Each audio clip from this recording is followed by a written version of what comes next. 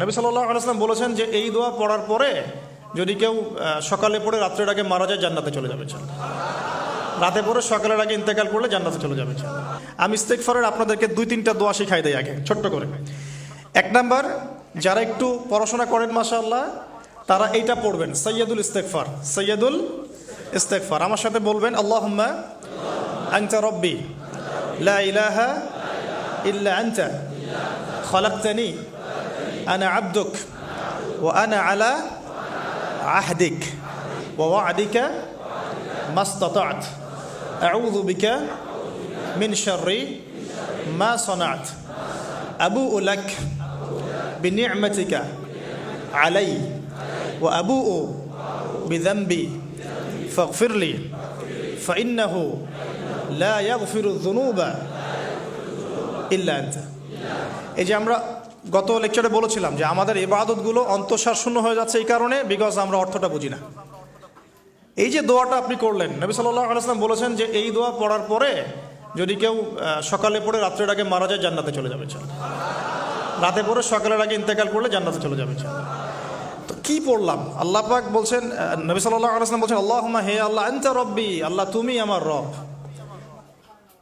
খলাকতানি তুমি আমাকে সৃষ্টি করেছো, আনা আবদুক আমি তোমার বান্দা, ওয়া আনা আলা আহদিকা আমি তোমার সাথে যে অঙ্গীকার করেছি এর উপরে আছি, মাস্তাতা থাকার চেষ্টা করছি, আমি সাধ্যমতো থাকার চেষ্টা করছি।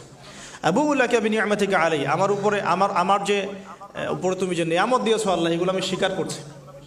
হে আল্লাহ তুমি আমার উপর যত নিয়ামত দিয়েছো আমি স্বীকার করছি। ওয়া আবুউ বিযানবি আমার যত গুনাহ আল্লাহ সব স্বীকার করছি।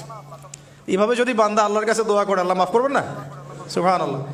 ফাগফিরলি আল্লাহ আপনি আমাকে মাফ করুন, ফাইন্নাহু লা ইয়াগফিরু যুনুবা ইল্লা আনতা কারণ আপনি ছাড়া যুনুব কেউ ক্ষমা করতে পারেন। ব্যাস এইভাবে বুঝে এটা যদি না পড়েন অ্যাটলিস্ট এতটুকু, আস্তাগফিরুল্লাহাল্লাযী লা ইলাহা ইল্লা হুয়াল হাইয়ুল কাইয়্যুম ওয়া আতুবু ইলাইহি, এইটুকু।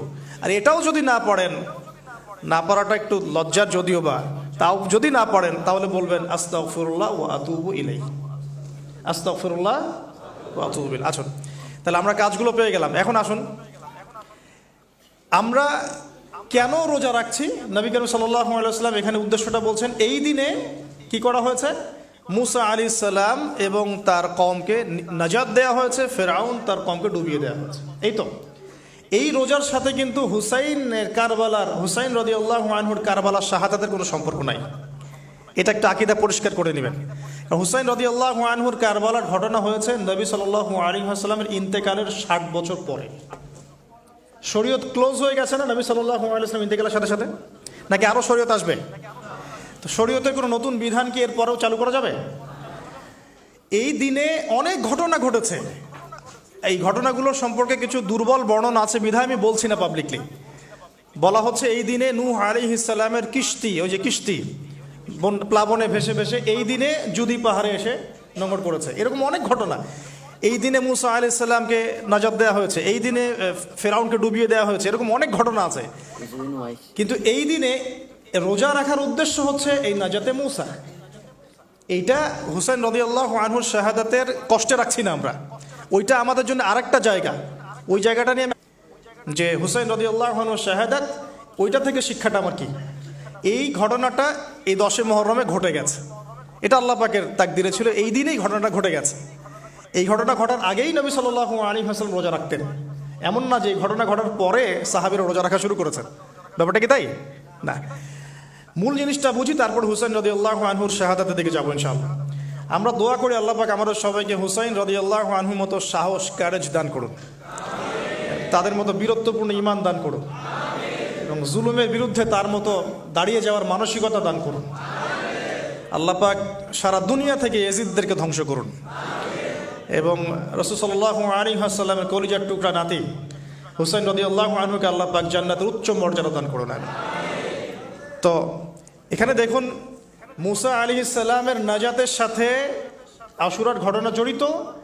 আর একটা কথা আমি বলে দেই, মুসা আলাইহিস সালাম, তার কওম, ফেরাউন এবং শেষ জামানা দাজ্জাল, জেরুজালেম, ইহুদি, এদের সবার সাথে একটা যোগসূত্র আছে। একটু বোঝার চেষ্টা করবেন।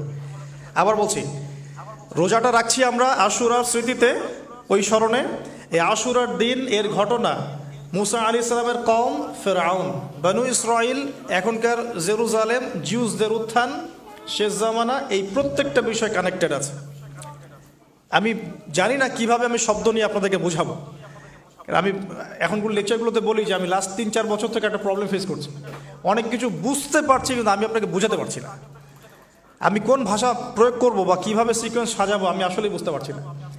বিশ্বাস করেন, এগুলো শুধু বাইরের কথা বললাম, ভিতরে এমন অনেক কথা আছে যার 30 থেকে 40% আমি বলতে পারছি, বাকি 60% কথা আমি বলতে পারছি না। এখন আপনি ইন্টেলেকচুয়াল অডিয়েন্স হয়ে বুঝে নিয়েন যে কেন বলতে পারছি না, কেন বলতে পারছি না, কী কারণে, এটা আপনাদেরকে বুঝে নিতে হবে। তো এখন